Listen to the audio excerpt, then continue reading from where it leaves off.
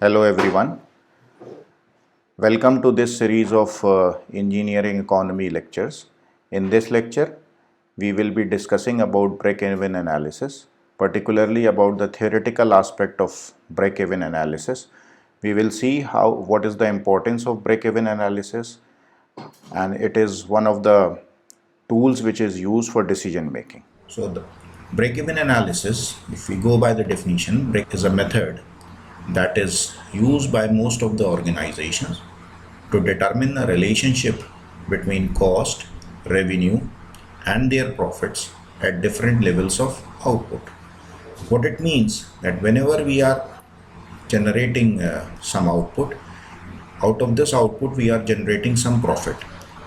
So keeping in view the profit margin, we have to decide upon how much revenue must be collected by selling this item in an open market. So a relationship which basically takes into account all these things, that is nothing but that is what we call as break-even analysis. We can also say that a break-even analysis is used to determine how much sales volume is required for a business to start making a profit. So that is another definition by which we can define break-even analysis. That means what minimum quantities one must produce so that the business starts making a profit. Third point, it helps in determining the point of production at which the revenue equals the cost. So this is the most important thing as far as the break-even analysis is concerned, that is revenue equals the cost.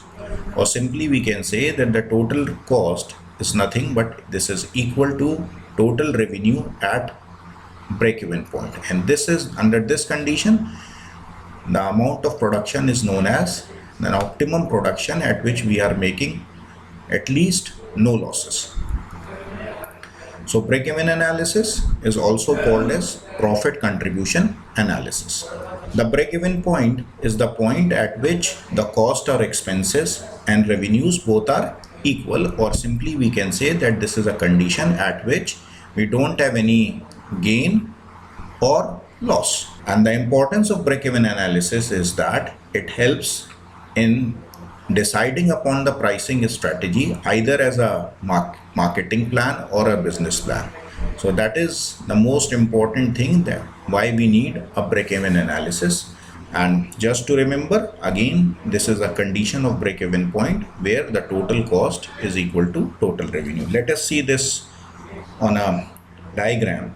If you recall what we have discussed in our earlier classes, we do have two types of cost. One is the fixed cost and another is variable cost. All these costs we'll see in our next slides. We are having two things. One is the total cost line and the total revenue line.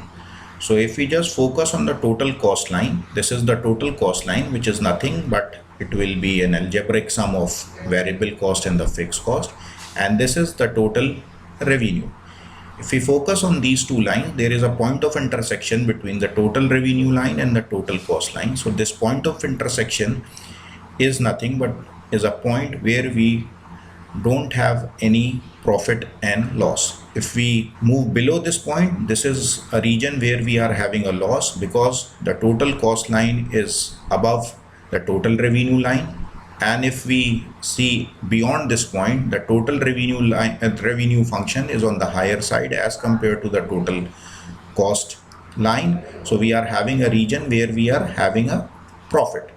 So this point is critical because every business strives to operate at least on this point.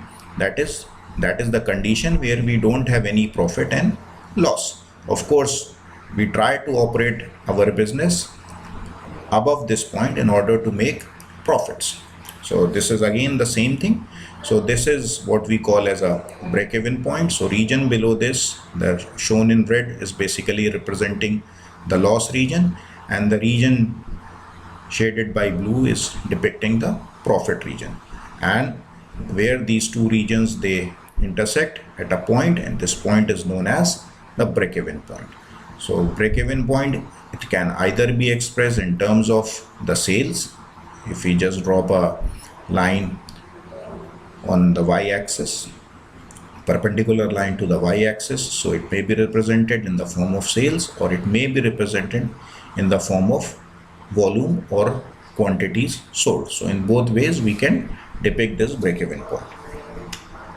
So before going into the calculations of break-even point, let us again revisit the different types of cost. So in our earlier classes, we have seen that we have two types of cost. One is the variable cost and another one is fixed cost.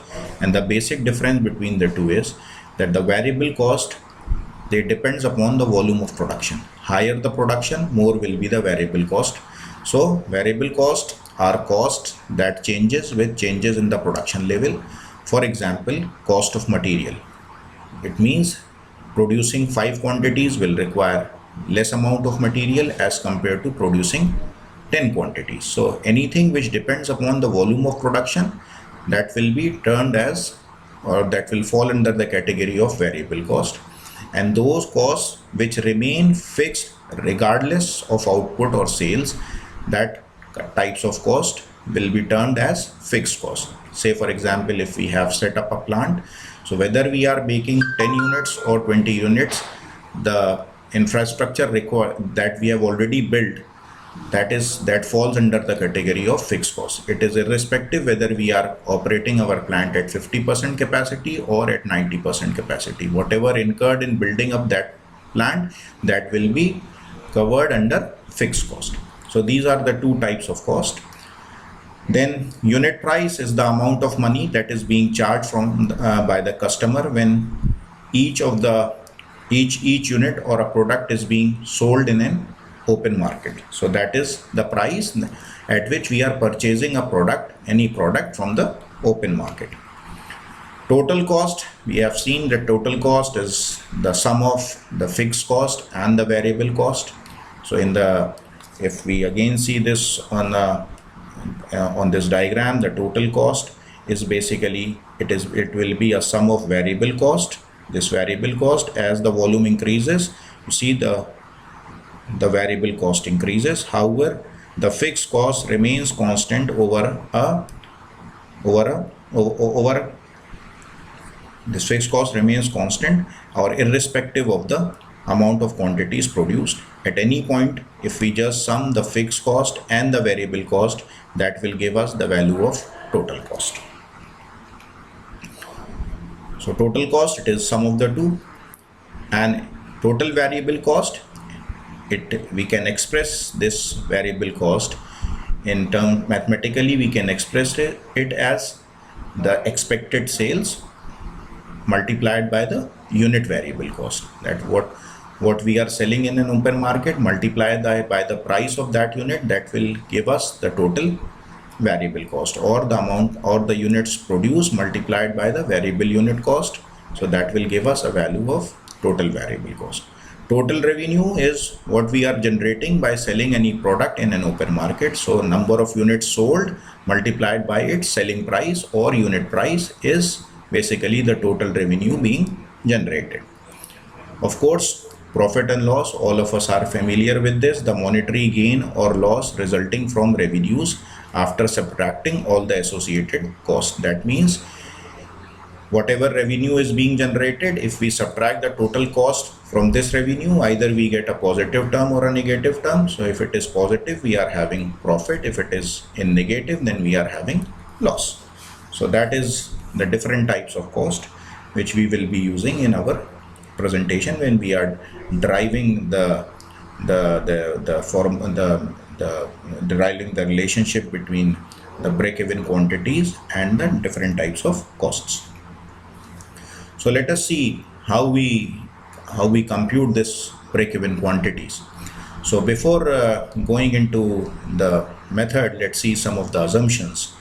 So the first assumption is that all elements of cost, that is production, administration, and selling, distribution, all these can be divided into two categories. One is the fixed cost and another one is the variable cost, or it can be divided into two components, fixed and variable.